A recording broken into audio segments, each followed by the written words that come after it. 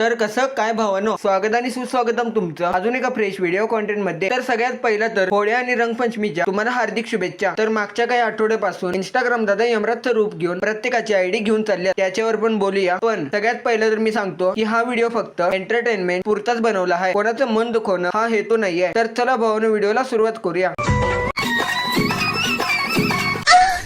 सगळ्यात पहिला क्रिएटर म्हणजे आपले पवन भैया जाधव, ज्यांचे इंस्टाग्राम वरती 2.5 मिलियन फॉलोअर्स होते आणि त्यांची ती केलेली मेहनत, स्ट्रगल हे सगळं त्या आयडी सोबतच गेले हे सगळ्यांनाच माहितीये। पण भाऊ आयडी गेला राव, जीव थोडी गेलाय, जे एका आयडी साठी नुसता इंस्टाग्राम वरती रडगाणं चालू केले। बकचोदी मत कर लो। आता काही लोक बोलतील की तेवढे फॉलोअर्स कमवायला आयुष्य जाईल, तू त्यांच्यावर जळतोय, तू त्यांना ट्रोल करतोय। तसं काही नाहीये, सगळं बरोबर आहे हो। पण पवन भैयांचे तर 2.5 मिलियन फॉलोअर्स होते, पण आता जर पवन भैयांच्या व्हिडिओना 2 मिलियन 4 मिलियन 8 मिलियन असं व्ह्यूज चालल्या, मग कशाला रडालाय भैया? रडक्या व्हिडिओनाच तर व्ह्यूज या लागलेत म्हणल्यावर रडायलाच पाहिजे।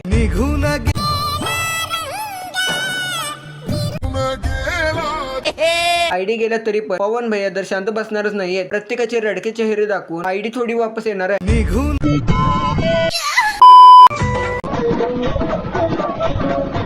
आता तर भाऊ देवळाच्या बाहेर पण रडत बसले। कुछ ज्यादा नहीं हो गया? अहो पवन दादा, माणूस मेल्यावर सुद्धा कोणी एवढं रडत नाही, तेवढं तर तुम्ही आयडी गेल्यावर रडा लागलाय। आणि असं कोण रडते भाऊ? वो अलग ही लेवल का बंदा था। परत भाऊ रडा लागलाय। अहो कोणीतरी आवरे या भावाला, अजून थोडं रडला तर अरबी समुद्र भरून जायचं। पण एक सेकंड, लंगडायला काय झालंय भैया? इथे त्या आयडी साठी नाटकं करतात राव। रडून रडून पवन भैयांनी 70 का 80 हजार फॉलोअर्स गेन केले। डान्स करा राव आता।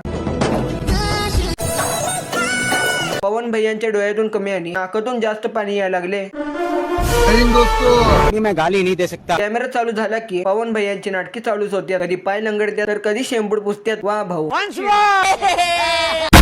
तर याच आयडी गेलेल्या विषयावर पवन भैयांनी पण रडगाणं बाजूला ठेवून ते पण इन्स्टावरती 4 शब्द बोलले होते, तर ते पण आपण बघून घेऊया। नमस्कार सगळ्यांना। नमस्कार तुम्हाला। तर आयडी जाऊन जवळजवळ 20 ते 25 दिवस होत आले। नाही भाऊ, 20-25 दिवस झाले, मी थोडा वेळाने व्हिडिओ घेऊन आलोय। आयडी जायचं कारण खूप जण विचारते, तर आयडी जायचं कारण हे होतं की चाइल्ड कम्युनिटी म्हणून आपल्याला रिपोर्ट आले होते आणि जळणाऱ्यांनी ते रिपोर्ट केले। नाही पवन भाऊ, जळणारे कशाला रिपोर्ट करतील? तुम्हाला तुमच्याच छोट्या मोठ्या दादेनी ज्या शिव्या दिल्या होत्या त्यामुळेच आयडी गेल्या, नाहीतर तुमच्यावर कशाला कोण जळते भाऊ?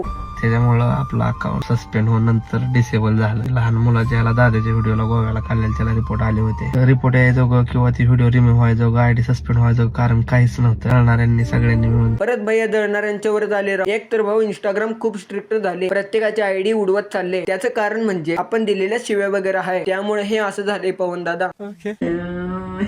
हा भाऊ, तू ते कमी होता, आईला असं वाटू लागले इंस्टाग्रामला पूर्ण सुतकच लागले।